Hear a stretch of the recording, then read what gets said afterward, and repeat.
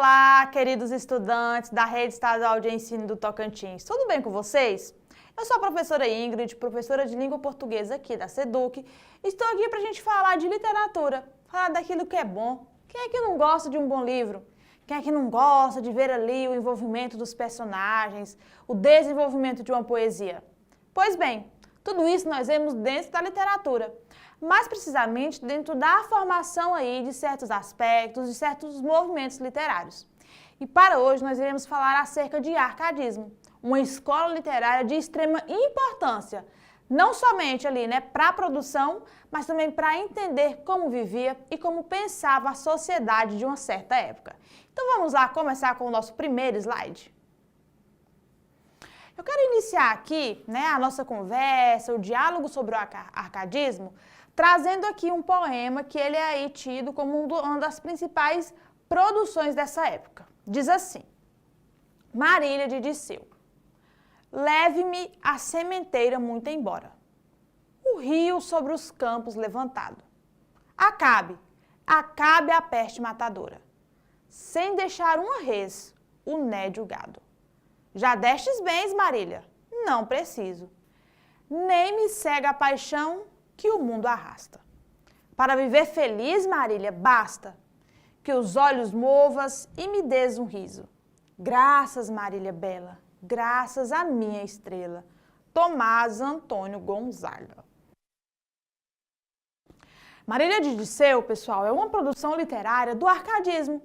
E é importante a gente iniciar a nossa aula trazendo, porque hoje nós iremos falar sobre esse movimento. E eu já quero que você perceba aí alguns aspectos. A maneira como se desenvolve, o uso das palavras. Tudo isso são aspectos que irão compor essa escola literária e importantíssimo para o nosso entendimento. Para essa aula de hoje, eu quero trazer um foco especial para o contexto histórico em que essa produção literária foi desenvolvida. É importante que você compreenda isso. Tudo ali que é produzido em literatura, pessoal, não é nada mais, nada menos do que um reflexo de tudo que o mundo está vivendo em uma certa época, certo? Então, vamos lá, tela cheia. Para introduzir o nosso assunto, é importante que você compreenda que arcadismo é uma escola literária. E ela surgiu lá na Europa no século XVIII. Mais precisamente, pessoal, entre 1756 e 1825. Também pode ser chamada ali, talvez no momento de responder uma questão, no momento de você ali, se estiver fazendo um vestibular, você pode encontrar com o nome de setecentismo, por causa do ano de 1700, ou também neoclassicismo, porque nós veremos aí que o arcadismo ele buscava esse fato aí de trazer de volta o classicismo, Muitos aspectos do classicismo foram supervalorizados pelos arcadistas. O nome arcadismo, pessoal, e isso aqui é de extrema importância, ele é uma referência à Arcádia. O que é a Arcádia? Região campestre da Grécia Antiga, tida como ideal de inspiração poética. Então, veja bem, arcadismo é chamado com esse nome por quê? Porque é inspirado numa região campestre ali da Grécia Antiga chamada Arcádia. E por quê que os poetas, que os produtores da literatura daquela época se inspiraram ali naquele local? O arcadismo, ele vem ali como um contraponto a quem? Ao barroco, uma escola literária anterior. Você viu, já estudou sobre o barroco? Sabe que ele ali, ele é pautado pela dualidade, pelo exagero, pela utilização e exploração de hipérboles. Tudo isso, ele é combatido pelo arcadismo. Os poetas árcades, ele não queria esse exagero, essa confusão, esse turbilhão de sentimentos que ali eram trazidos à tona, que ele era explorados pelos barrocos, não. Eles queriam trazer uma paz, uma sociedade que era amena, que era tranquila, que vivia uma vida idealizada. E é por isso ali, que nós dizemos que eles têm como inspiração a Arcádia, uma área campestre. Quando nós falamos de campo, você já traz aí a imagem, de um lugar que é calmo, que é tranquilo, que é bom de se viver. Importante ainda entender que eles tinham isso como inspiração, também trazendo elementos da Grécia Antiga. Então nós veremos aí, em momento oportuno, que era comum pelos poetas árcades utilizar pseudônimos. E principalmente pseudônimos ali que tinham a ver com elementos da Grécia Antiga, certo? Trazendo essa realidade para dentro da produção literária. Tela cheia. Então, aqui na nossa aula hoje, nós iremos ver um pouquinho acerca desse contexto histórico e ideológico do arcadismo. Ele floresceu sob influência de quê? Do iluminismo europeu. O que é isso? Você sabe? Já estudou iluminismo? Tenho certeza que sim. Mas talvez como você não se lembre dele, né, nós iremos ver um pouquinho sobre isso hoje. Que foi um movimento filosófico e intelectual que defendia a razão como principal guia para o conhecimento e a verdade. Ali, quando se fala de barroco, né, lembrando que arcadismo ele traz ali como uma de suas principais características ser um contraponto ao barroco. Por isso que eu vou sempre estar citando barroco aqui como uma comparação. Combinadinho? Então tá bom. Quando nós falamos de barroco, nós temos ali, né, uma época em que a sociedade estava entre uma transição da época das trevas, que é como ficou conhecido um certo período medieval ali, para a época das luzes, que é esse impasse, né, essa percussão que é trazida pelo iluminismo. Então veja bem, nós temos aqui como principal contexto histórico mundial da época arcadista o quê? O movimento iluminista, que é um movimento o quê? Europeu, assim como o movimento Arcade, né? Lembrando que nós fomos colônia de Portugal. Portugal é um país europeu. Então, serão eles, né, que estavam trazendo aqui um aspecto, um desenvolvimento de sociedade para o nosso país. Claro que é muito comum que tudo ali que acontecia na Europa também influenciava aqui. E isso nós vemos bastante ali por meio dos movimentos literários, quando nós estudamos todas as escolas literárias aí. E aí, voltando, o arcadismo ele tem ali, né, como essa influência o movimento iluminista, que vai trazer aqui outros movimentos históricos também para se desenvolver dentro da nossa sociedade, certo? Então, para você que não lembra o que é iluminismo, eu já quero trazer para você no próximo slide aí uma compreensão sobre isso, tela cheia. O iluminismo ele surgiu na Europa, como você bem sabe, mais precisamente onde? Na França. Tinha como principal característica defender o uso da razão sobre a fé. Então é por isso que se fala que ele é iluminismo, né? Iluminou a cabeça das pessoas para, né, os estudiosos, os intelectuais, os defensores, né, desse meio de expressão aí de ideias, as pessoas que viviam embasadas somente na fé, como se elas vivessem nas trevas, né? Não trouxessem ali, não explorassem suas ideias, sua inteligência, para entender e solucionar problemas da sociedade. Naquela época, pessoal, as metrópoles começavam a surgir, então as sociedades, as pessoas, elas estavam cada vez mais em interação. Nós temos dentro do aspecto do iluminismo, né, o surgimento de uma sociedade burguesa. Quem são burgueses? Eram os grandes detentores de produção daquela época.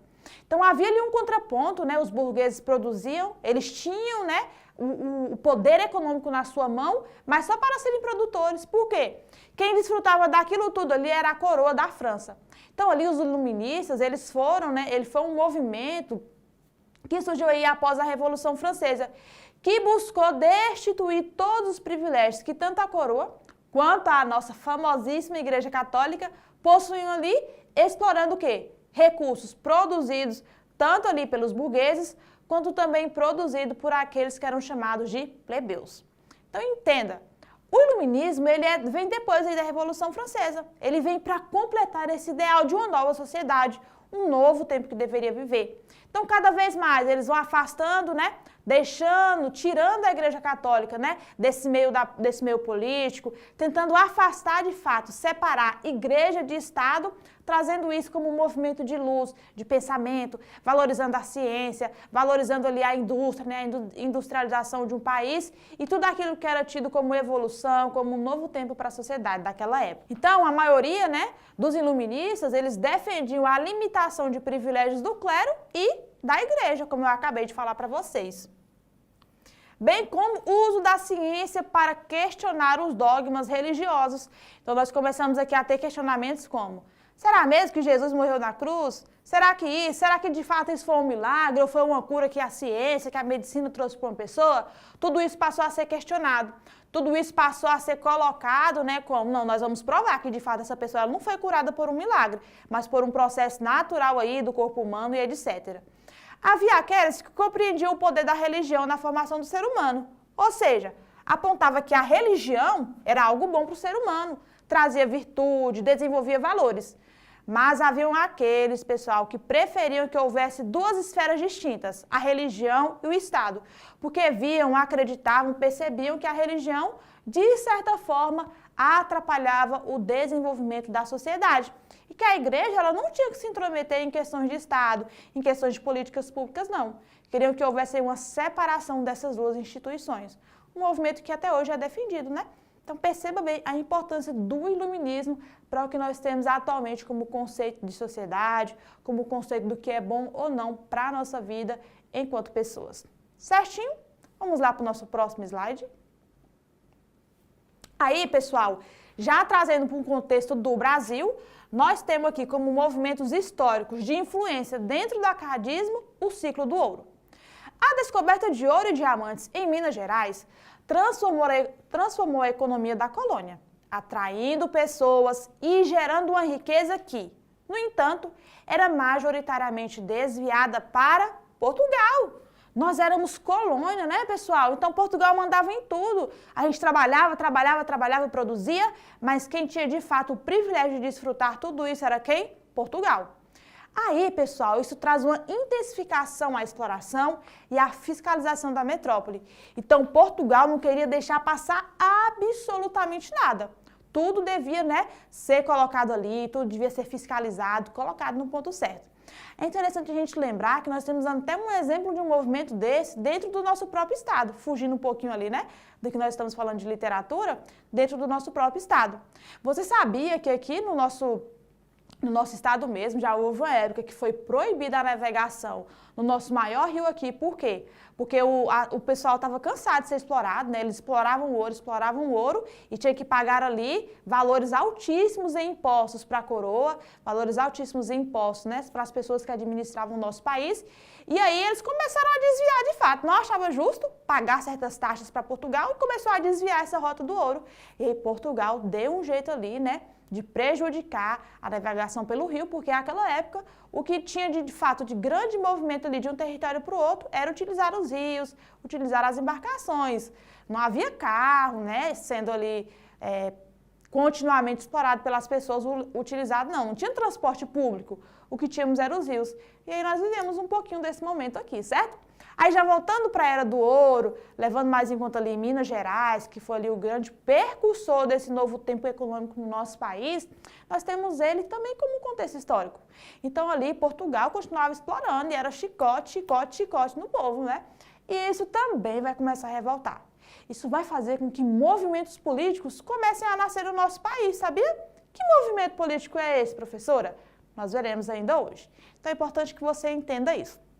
Lá no Barroco, se depois você quiser procurar aí a nossa aula sobre Barroco, o contexto histórico do Barroco, você vai ver que lá ainda nós tivemos, né, o ápice e o declínio da produção de cana-de-açúcar, né? E aí começou-se ali já na época do Barroco a exploração do ouro, algo também que ajudou aí, né, na construção de grandes templos, né, dessas obras de artes que são próprias da literatura, da arte barroca. E aí nós temos aqui, de fato, o grande ápice dentro de Minas Gerais, desse ciclo do ouro, dessa exploração, de movimentos migratórios que passaram a acontecer, porque, por exemplo, Minas Gerais estava sendo o ápice. Antes, o Nordeste era o ponte, era onde a economia girava. Com o ouro, passou-se essa economia girar, né, ter como principal centro ali a região Sudeste. Então, ali começou-se movimentos migratórios. Quem antes ganhava o seu dinheiro ali, né, na região Nordeste, passou aí para a região Sudeste, Minas, São Paulo, Rio de Janeiro, Espírito Santo, tudo isso, né, também trouxe como movimentos dentro daquela época. Perfeito? Tela cheia. Outro aspecto importante é o quê? A emergência de uma elite intelectual.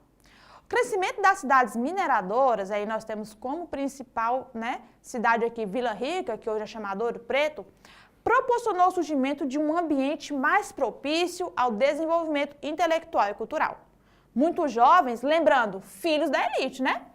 Você acha ali que quem trabalhava na mina arrancando ouro ia estudar fora? Claro que não. Eram os filhos ali dos grandes produtores, das pessoas que tinham alguma ligação ali com a coroa portuguesa, né? Alguma ligação ali com a aristocracia da Europa. Eram essas pessoas. Elas iam estudar na Europa. E E eram elas, pessoal, que traziam essa influência para dentro do nosso país, certo? Retornando com ideias iluministas e também com esse ideal Arcade. Então é importante a gente perceber isso. Ali, o filho do rico, o filho da elite, ele não ficou mais só dentro do nosso país, não. Começou-se esse movimento. Crescia, né, estudava aqui nas escolas que eram mantidas aí pelo catolicismo. Chegava um certo ponto, era o tempo da universidade, eles iam estudar direito, principalmente, certo? Na Europa. E eram eles que voltavam com essas ideias. Você acha que o iluminismo chegou aqui como? Né? Um movimento lá da Europa, de uma realidade da França, chegou aqui como? Por meio deles, que eram pessoas que tinham acesso a isso. Então, começou-se a formar uma elite intelectual dentro do nosso país. Nesse tempo também, começa a se desenvolver o quê? Os leitores, pessoas que se interessavam por essa literatura, produzida aí por esse pessoal que tinha dinheiro, ó, que ia estudar fora e voltava aí com um certo ideal concebido. Certinho? Vamos lá para o nosso próximo slide. E aí, por último, que é o nosso ápice aqui, né, da questão do contexto histórico do movimento Arcade, nós temos a insatisfação colonial, que eu já comecei a dar uma pincelada para você. O que foi essa insatisfação? A alta carga tributária e o rigoroso controle português geraram crescente descontentamento entre os colonos. Colonos eram quem, pessoal? Os colonos éramos nós, as pessoas aqui que moravam no Brasil, culminando em movimentos nativistas e, posteriormente, na Inconfidência Mineira, que ocorreu em 1789. E aqui nós temos, talvez, para o nosso país, nós temos, talvez, aqui na questão de estudar o contexto histórico do movimento Arcade do nosso país, o principal aspecto, que é o quê? Todos esses movimentos que culminaram na Inconfidência Mineira. O que foi a Inconfidência Mineira? Foi um movimento separatista. Eles queriam deixar de ser colônia. Portugal explorava demais, retirava tudo que podia, cobrava altos impostos, né? E é óbvio, né? Havia pessoas que produziam aqui, que produziam a cana, que produziam o café, que exploravam o ouro. E é lógico que eles não queriam repartir esse dinheiro, né? Eram pessoas que já tinham uma vida abastada, com certeza, mas eles não queriam ser explorados, não. Então, essa elite intelectual que anteriormente nós vimos, né? Os filhos dos fazendeiros, os filhos ali, né, dos mineradores, que foram estudar fora, eles voltaram.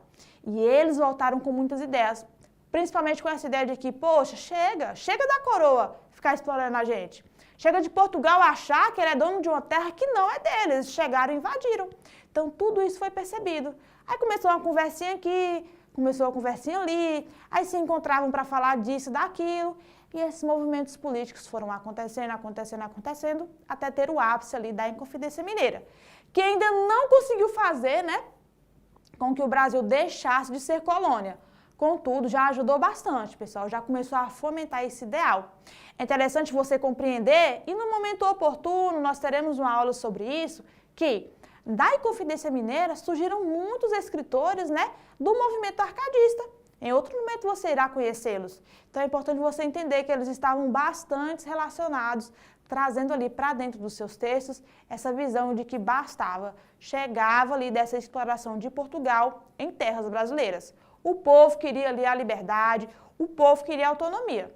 Não foi o momento que ela chegou ainda, mas de fato já foi um passo bem dado ali pelos intelectuais daquela época que lutaram por isso. Certo? Compreendido? Tela cheia. E agora nós chegamos no melhor momento, o momento que você vai exercitar, colocar em prática tudo aquilo que nós vimos hoje sobre o contexto histórico do arcadismo. Quero colocar para você em tela cheia a nossa questão. Te darei o tempo de 3 minutinhos para você fazer. É algo fácil, só que é ali que você retome esses conhecimentos que nós tivemos hoje, tá bom? 3 minutinhos, você faz tranquilamente, lê tranquilamente, marca a sua opção aí e eu volto para a gente conversar, para a gente corrigir, tá bom? Para que você veja se de fato está conseguindo compreender o conteúdo. Até já já!